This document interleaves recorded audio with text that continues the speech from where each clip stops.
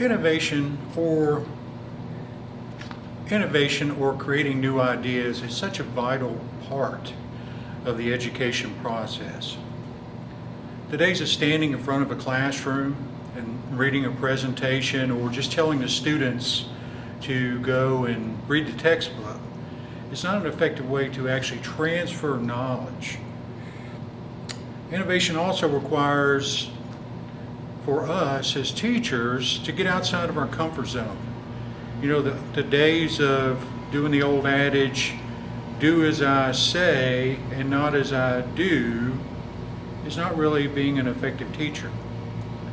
To be innovative, we need to turn that around and we need to be leading by example. There's a wealth of information out there available on the internet. All you have to do is go look for it. I was looking for an activity to try and get my students involved with communication, critical thinking, all those skills that we're supposed to be working on right now. And I did a search on the internet and I came up with a couple of ideas that I tailored to fit my class. One of them was building bridges, where students were broken up into different groups and they were separated by a distance. And I had a scenario leading up to that as to why they weren't able to contact each other face to face.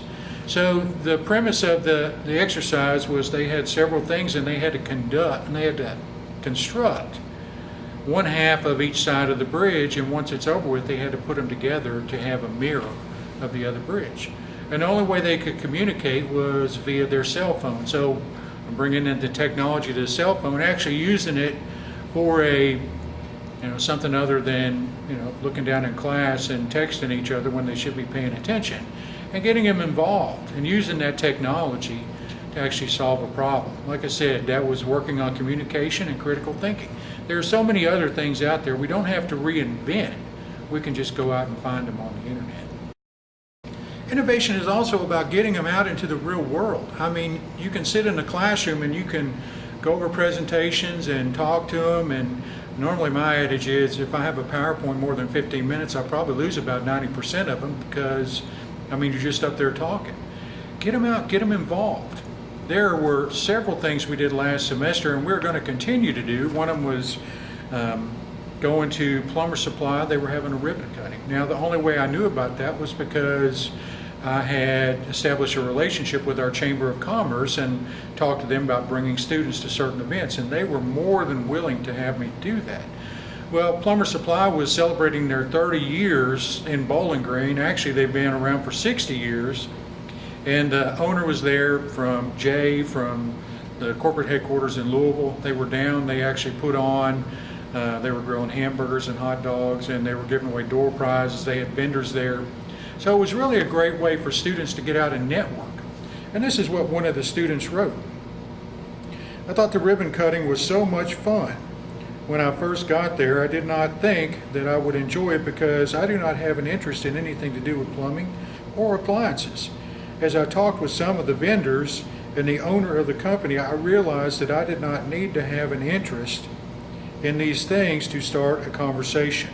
I was nervous to approach these people, but as I was talking to them, I realized that they were not as intimidating as I thought.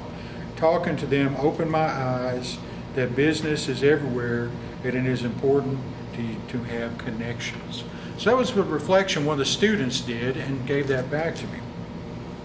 People want to work with you. I could talk about getting out with the Chamber of Commerce. Once I tell students, once they realize that you're a student, they want to help you. They want to be your mentor. They want to help guide you through that process that they went through. On reaching out to WNKY, which is a local television station here, talking to the station manager, we're going to be going this time, and this is the first time we've done it. We're going to go tour the station to talk about different marketing strategies.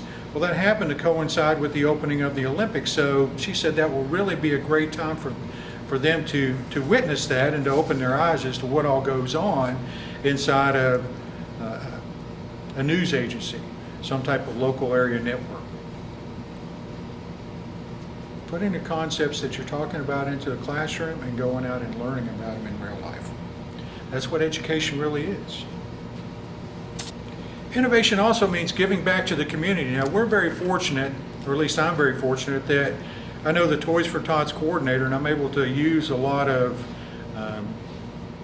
get the students involved with Toys for Tots. But I mean, we've not only done that, we've done fundraisers for Hotel Inc. to help their Manamart to supply food to people who really don't have anything. We've gone down and fed at the Salvation Army, you know, cooking for 100 people. That is quite an adventure if you haven't done that. We've done clothing drives for Miss Annie's place. I'm going to meet on Tuesday with New Beginnings Therapeutic Riding Stable. I had to think about that, and see if we can't do some type of activity for them to either gain supplies for them to help take care of those horses, or go out and actually expend some effort on painting fences or doing something to actually give back. Giving back to the community is a very part of the education process, and they need to know that it's not all just taking, but it's also what are you giving in return. That also helps you establish those relationships with the different businesses, so when you actually need something or you need to go set up a tour or something, they're more than eager to see you. Innovation requires you to realize that you're part of a network. There was a information fair at South Campus for WKU. WKU is very close to us, and we feed a lot of students to them.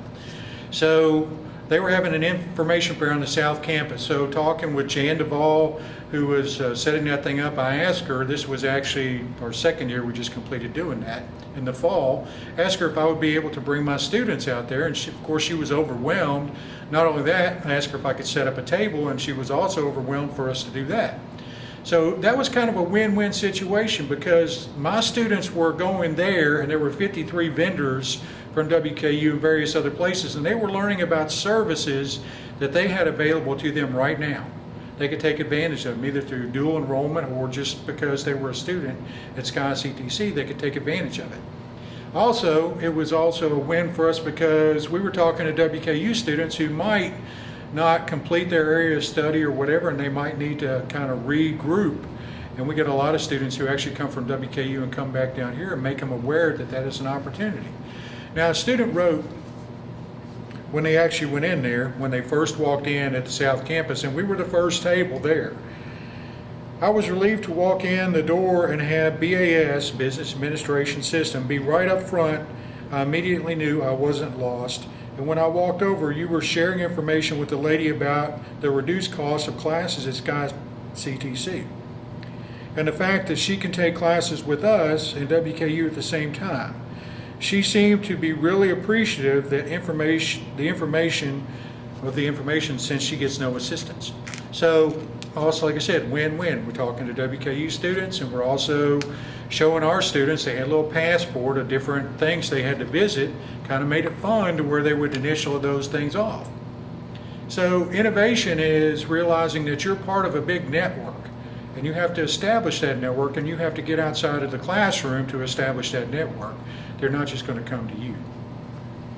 Why not get outside of your comfort zone? Why not give it a try? It doesn't really hurt anything. It's a little... Why not get outside of your comfort zone? Why not try something new? Why not establish that network so you can enhance your students, what they're actually learning, what they're gaining? So that's a belief that I believe, that's what I believe innovation really is. Why not get outside of your comfort zone? Why not give it a shot? Why not try something new? Everything's not going to work, but nothing's going to work if you don't ever try it. Now, what I'd like to do is I'd like to close with a quote from a book. Maybe you'll recognize it, maybe you won't, but I think this is very, very important. It kind of starts out, it says, "Congratulations, today is your day. You're off to great places, you're off and away. You have brains in your head, you have feet in your shoes, you can steer yourself any direction you choose." That was from Oh, the Places You'll Go by Dr. Seuss. Why not get out and try it? It's not going to hurt anything for you to try to be innovative, to try new things. Like I said, if you have any questions or anything, please feel free to contact me. I would be glad to share any of this with you. Thank you.